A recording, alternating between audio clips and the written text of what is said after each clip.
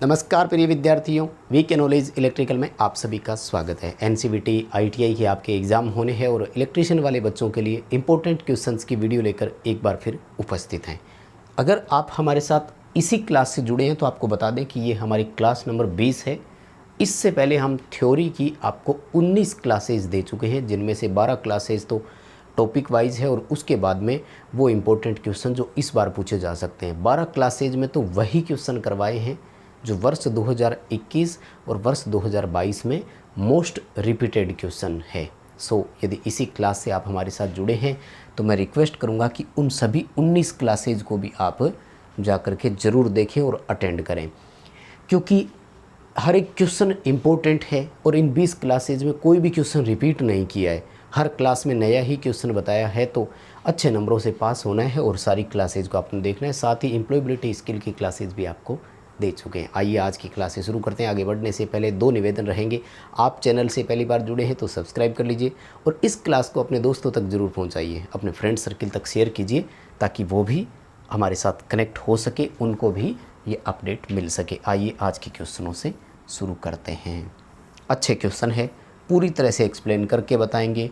अगर आप भविष्य में कंपटीशन एग्ज़ाम की तरफ भी जाओगे तब भी ये क्वेश्चन काम आएंगे, क्योंकि देखो जब सेकेंड ईयर में पास हो जाओगे तो उसके बाद कंपटीशन एग्ज़ाम तो देने पड़ेंगे भर्ती परीक्षाओं के लिए। पहला सवाल आपके सामने है, रेडियो में क्या खराबी आएगी अगर पल्सेशन को रेक्टिफायर के इनपुट से नहीं हटाया जाता है। दरअसल थोड़ा सा ये सवाल गलत कर दिया, रेक्टिफायर के इनपुट से नहीं, रेक्टिफायर के आउटपुट से सवाल है। कोई बात नहीं, क्वेश्चन में थोड़ी सी एरर है। दरअसल रेक्टिफायर क्या करता है, एसी को डीसी करता है, लेकिन हम सब जानते हैं कि रेक्टिफायर से मिलने वाली आउटपुट जो होती है वो पल्सेटिंग डीसी होती है, ना कि शुद्ध डीसी।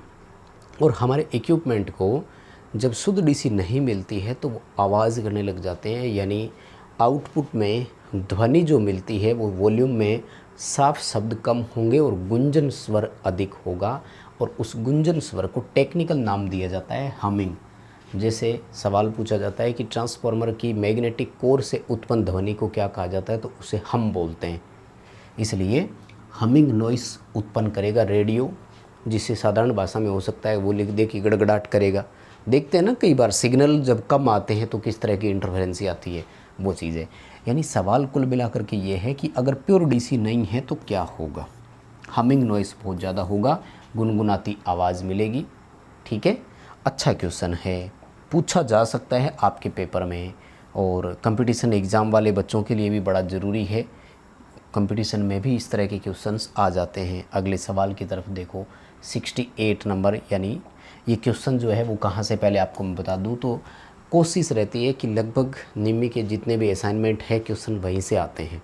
फिर भी हमने लगभग आपको सारे क्वेश्चन करवा दिए हैं, तो आपको कहीं जाने की ज़रूरत नहीं है, बस आप 20 क्लासेज देख लीजिएगा और अच्छे से वहाँ पेपर में करके आ जाना। अगला सवाल देखो, क्या प्रभाव होगा अगर SCR को चालन में लेच किया जाए और डीसी गेट करंट से हटा दिया जाए। दरअसल देखो SCR क्या है कि सेमी कंट्रोल डिवाइस है।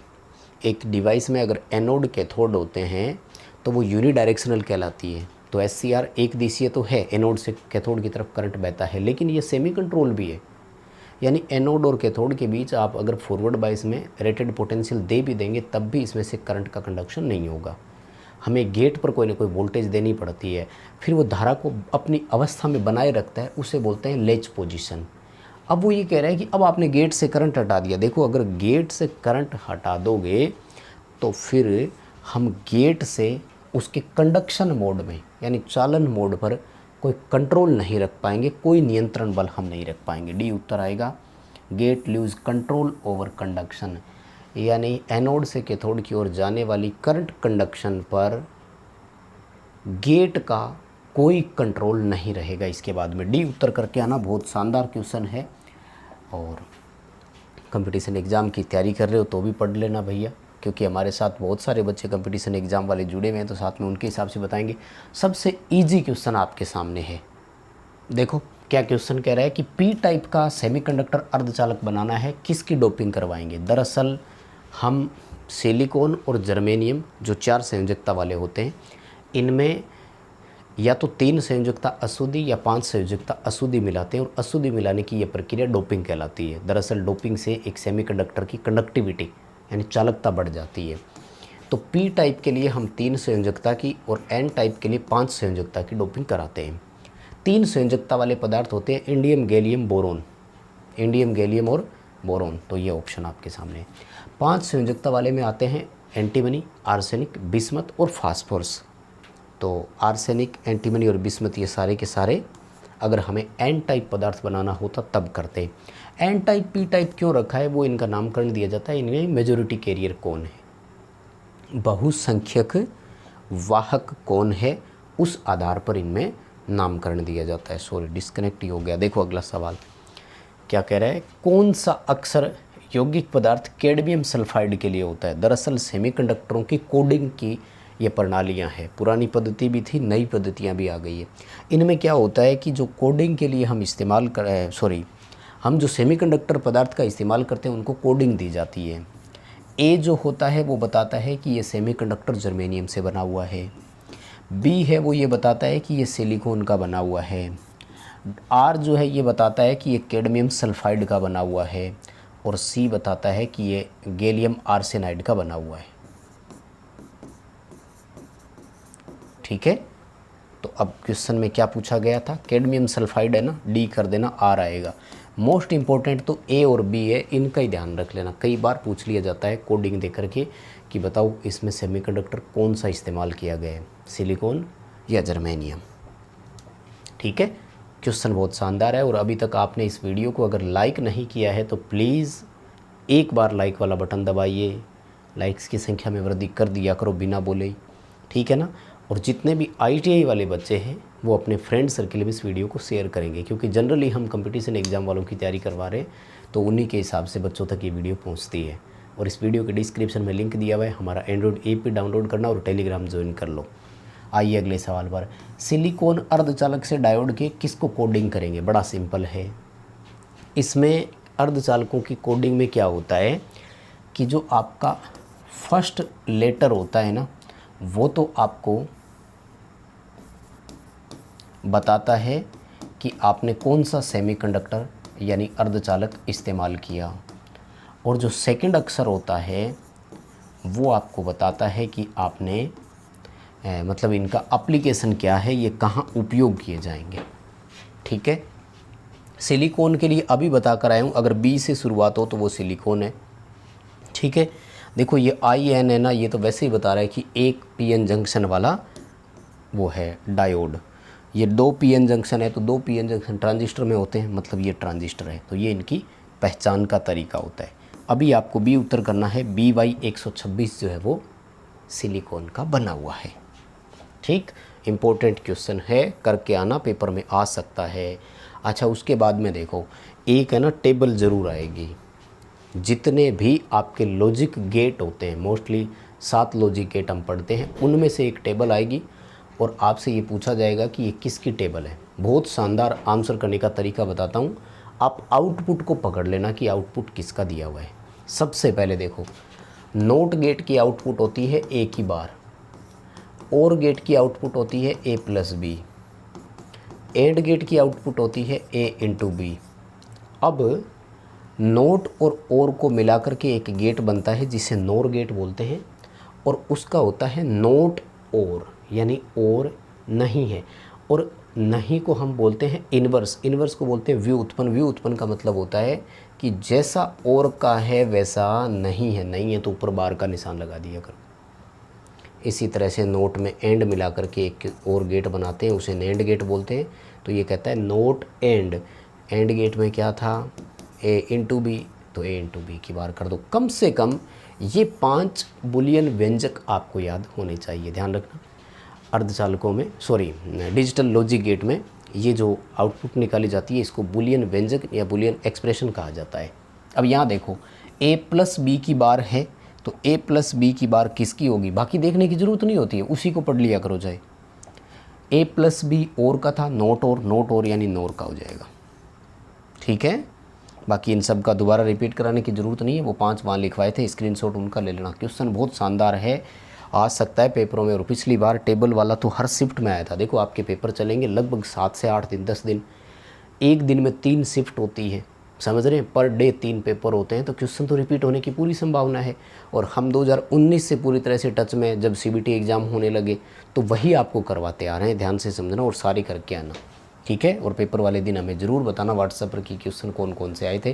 व्हाट्सएप आपको यूट्यूब के कवर फोटो पर मिल जाएंगे। ऑसिलेटर सर्किट में ऑसिलेशन या तरंगों को बनाए रखने के लिए कौन सा सर्किट आवश्यक है? देखो ऑसिलेटर क्या है, कल शायद मैंने आपको क्लास में बताया था, जो प्रीवियस क्लास हमारी हुई थी थ्योरी की, उसमें एम्पलीफायर को अगर पॉजिटिव फीडबैक दे देते हैं तो वो एक ऑसिलेटर है।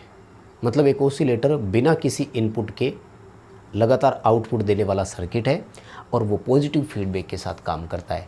एम्पलीफायर में हम मैक्सिमम नेगेटिव फीडबैक का इस्तेमाल करते हैं, वो भी ध्यान रखना। इससे स्टेबिलिटी सुधरती है, डिस्टोर्शन यानी विकृति कम हो जाती है। हालांकि नेगेटिव फीडबैक में गेन कम मिलती है। नेगेटिव फीडबैक के लाभ भी है और हानियाँ भी है। तो आपको अभी जो क्वेश्चन पूछ रहा है, कह रहा है कि कंटिन्यूस ऑसिलेशन के लिए आपको क्या चाहिए? तो कंटिन्यूस ऑसिलेशन के लिए हमें पॉजिटिव फीडबैक चाहिए, यानी एक एम्पलीफायर को पॉजिटिव फीडबैक दे देंगे तो वो ऑसिलेटर में कन्वर्ट हो जाता है। बड़ा सिंपल क्वेश्चन है, आएगा ज़रूर पेपरों में। और ये देखो भैया, जिसने भी एक बार मेरी वाइट बोर्ड पे एफईटी की क्लास पढ़ लेना, वो बच्चा ये क्वेश्चन कभी नहीं भूलेगा। एफईटी को बहुत बार करवाया हुआ है। 2 तरह की होती है, एक जेएफईटी होती है, एक मोसफेट होता है। इसमें पूरा नाम है जंक्शन फील्ड इफेक्ट ट्रांजिस्टर और इसका पूरा नाम है metal oxide semiconductor field effect transistor. Simple सा सवाल ये है कि दोनों में बड़ा इंप्रेस ये है कि यहाँ जो भैया गेट सिरा होता है ना, वो इंसुलेटेड होता है। अब इसरो का एक टेक्नीशियन का पेपर में देख रहा था, सवाल उन्हें सीधा पूछा कि मोसफेट का गेट ओपन सर्किटेड होता है, आइसोलेटेड होता है, इंसुलेटेड होता है, शॉर्ट सर्किटेड होता है। 4 ऑप्शन बना दिए उसने। बस सिंपल सा ऑप्शन भी आपको यहीं से ही ढूंढना है। मोसफेट और जेएफईटी में अंतर यही है कि मोसफेट में जो जंक्शन होता है उसकी जगह कोई ना कोई इंसुलेटिंग परत होती है, इसका जंक्शन इंसुलेटेड होता है। इतना फ़र्क लिख दिया करो, ठीक है। जेएफईटी की अपेक्षा मोसफेट का जंक्शन इंसुलेटेड होता है। बस इतना सा ऑप्शन लिखोगे तो आपका उत्तर जो है वो बहुत अच्छे से कवर हो जाएगा, ठीक। अगला सवाल देखो, किस उपकरण में बहुत अधिक इनपुट प्रतिबाधा यानी हाई इनपुट इम्पीडेंस, कम आउटपुट शोर, अच्छी लीनियरिटी यानी रैखिकता और कम अंतर इलेक्ट्रोड क्षमता, ठीक है। तो ये सारे के सारे गुण हैं एफईटी के। अगर आपने एक बार भी एफईटी को पढ़ रखा हो तो वोल्टेज कंट्रोल डिवाइस है, हाई इनपुट इम्पीडेंस है, यूनिपोलर डिवाइस है। सी ऑप्शन आएगा। पूरा नाम होता है फील्ड इफेक्ट ट्रांजिस्टर। एनपीएन और पीएनपी जो होते हैं ना, ये दोनों देखो बीजेटी के प्रकार है। और बीजेटी की इनपुट इम्पीडेंस जो होती है ना, वो लो होती है। इनपुट इम्पीडेंस बहुत अधिक नहीं होती, क्योंकि बीजेटी का पहला जंक्शन हमेशा फॉरवर्ड में होता है, ठीक है। चलिए जी, अगले क्वेश्चन की तरफ बढ़ेंगे। नेक्स्ट क्वेश्चन देखो, कह रहा है कि एक सीआरओ में इनपुट इम्पीडेंस को कैसे बढ़ा सकते हैं। फर्स्ट ऑफ ऑल पेपर में सवाल पूछा जाएगा कि सीआरओ है क्या। पूरा नाम होता है कैथोड रे ऑसिलोस्कोप। किसी भी इलेक्ट्रिकल क्वांटिटी की विजुअल प्रेजेंटेशन देने के लिए होता है, यानी मापी जाने वाली राशि को मापन के साथ साथ एक विजुअल दृश्य भी प्रदान करता है। यह फ्रीक्वेंसी मापने के लिए काम आएगा, समय अंतराल यानी पीरियोडिक टाइम बता सकता है, वेव फॉर्म्स दर्शा सकता है, पल्स या रिपल्स नापने के काम आता है, लाइक रेक्टिफायर से जो आउटपुट में रिपल्स मिल रहे थे वो वाले। और उसके बाद में एसी डीसी वोल्टेज नाप सकता है। एसी में ध्यान रखना पीक टू पीक वोल्टेज नापता है। अब आता है कि इसकी इनपुट इम्पीडेंस को कैसे बताए। बड़ा सिंपल है, वो कहता है कि जो इसकी प्रोब होती है यानी लीड होती है, उसके साथ एक रेजिस्टेंस लगा दो। सीरीज में अगर रेजिस्टेंस लगाएंगे इनपुट में तो प्रतिबाधा बढ़ गई। ये उत्तर करना है। शानदार क्वेश्चन बहुत है। अभी रिसेंटली उसमें आया था, राजस्थान पिलानी में वो हुआ था टेक्नीशियन का पेपर, सीरी वाला, ठीक है ना। अगला सवाल देखो, ये देखो वैसे तो फर्स्ट ईयर का चैप्टर है आपके, लेकिन सेकेंड ईयर में इलेक्ट्रॉनिक्स वाले में दिया हुआ है, तो वो तो निमी असाइनमेंट में से क्वेश्चन उठाएंगे, तो क्यों ना आपको क्वेश्चन दे देंगे। 220 वोल्ट आरएमएस दिया हुआ है, इसका पीक वैल्यू बताना है। देखो आरएमएस से जब पीक ज्ञात करना हो ना, तो फॉर्मूला होता है कि उस आरएमएस मान को 1.414 से मल्टीप्लाई कर दो। सबसे शानदार ऑप्शन। दूसरा तरीका भी है, दूसरा तरीका है उस आरएमएस मान में 0.707 का भाग दे दो। अब दोनों में से जो आसान तरीका लगे वो कर दिया करो। जहाँ तक मेरा मानना है भाग देने की बजाय गुणा करना आसान होता है, तो भैया मल्टीप्लाई ही कर दिया करो। क्या करना है, 220 को 1.414 से मल्टीप्लाई करना है। बड़ा कन्फ्यूजिंग ऑप्शन दिया है, देखो एकदम क्लोज ऑप्शन दिए हैं। कर ली क्या कैलकुलेशन? गुणा भाग फास्ट होने चाहिए, अब तक तो कर चुके होते। मिलान कर लेना। आई थिंक इसका बी उत्तर आ रहा है 311.17 वोल्ट।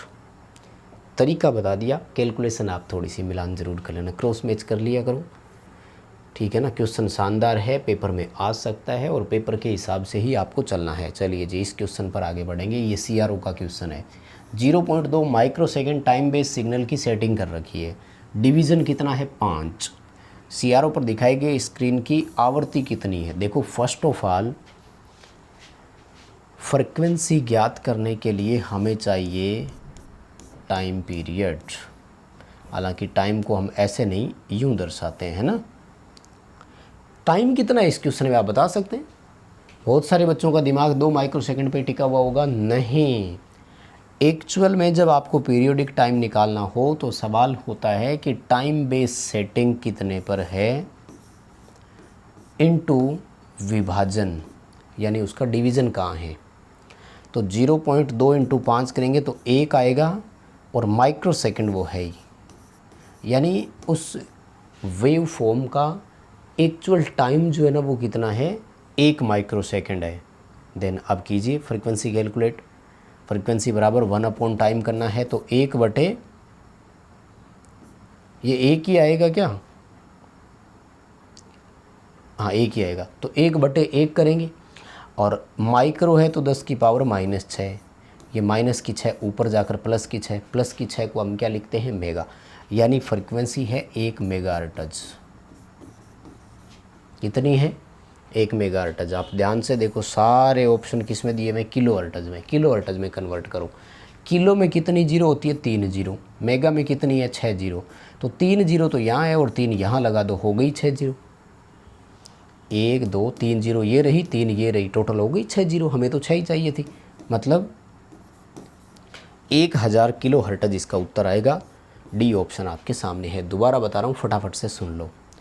समय अंतराल ज्ञात करना है CRO से, तो फॉर्मूला होता है time base setting into division, ये कहलाता है समय। और फ्रीक्वेंसी निकालने के लिए 1 टाइम करना होता है, ठीक है। अभी इस क्वेश्चन का आंसर डी आएगा। बहुत अच्छा क्वेश्चन है, पेपर में करके आना। उम्मीद कर रहा हूँ आप ज़रूर करके आएंगे, करके आना पड़ेगा। और हमारे पास ऑप्शन क्या है? क्वेश्चन रिपीट हो गया, रेडियो में खराबी वाला। चलिए जी अगला क्वेश्चन। एक ट्रांजिस्टर में वोल्टेज गेन 66 है और बीटा है वो है 100। एम्पलीफायर की पावर गेन बताओ। देखो फर्स्ट ऑफ ऑल पावर ज्ञात करना है तो V इंटू आई होता है। वोल्टेज गेन देखो इसने कितनी बताई? 66। करंट कितनी है कोई बता सकता है क्या? करंट कितनी है कोई बता सकता है क्या? ना गुरुजी पता ही नहीं है। ये रहा बीटा ट्रांजिस्टर की गेन ही तो है, करंट ही तो है। करंट गेन 3 तरह की होती है, current gain alpha, current gain beta, current gain gamma. यानी वोल्टेज दिया हुआ है, करंट दिया हुआ है, दोनों गेन को मल्टीप्लाई करेंगे तो पावर गेन कितनी हो गई? 6600।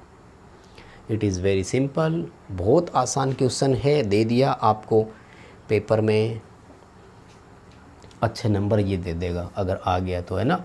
38 क्वेश्चन आएंगे थ्योरी के आपके, और आराम से करके आना, एक एक करके सारे पढ़ करके जाना, ठीक है। चलो अगले क्वेश्चन की तरफ बढ़ेंगे। फटाफट से इस क्वेश्चन का आंसर करो। दिखाई तो दे रहा है सबको? नहीं दिखाई दे रहा, थोड़ा सा नीचा कर देता हूँ। ये लो, बताओ जी क्वेश्चन क्या कह रहा है। JFET में, जंक्शन फील्ड इफेक्ट ट्रांजिस्टर में, पिंच ऑफ वोल्टेज क्या होती है? दरअसल पिंच ऑफ वोल्टेज होती है ड्रेन से सोर्स की ओर जाने वाला मार्ग। यहाँ गेट है, ये गेट है। रिवर्स बाइस में जैसे जैसे आप वोल्टेज बढ़ाते जाएंगे तो ये गेट आपका नज़दीक आता जाएगा, और ये जो जगह कम बच रही है ना, इसको बोलते हैं पिंच ऑफ। ये जो वोल्टेज आपने दी थी ये कहलाती है पिंच ऑफ वोल्टेज। तो पिंच ऑफ वोल्टेज क्या करती है कि आपका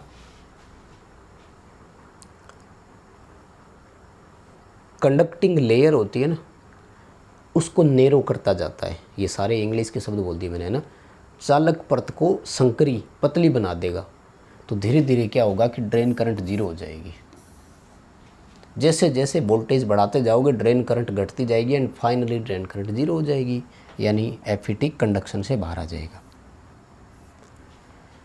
चलिए जी, अगला क्वेश्चन ये कह रहा है कि रिक्तीकरण को इंग्लिश में बोलते हैं डिप्लीशन रेजिन, किसकी तरह व्यवहार करता है। देखो, जहाँ एक सेमीकंडक्टर में P और N पदार्थों का मिलान होता है उसे जंक्शन बोलते हैं।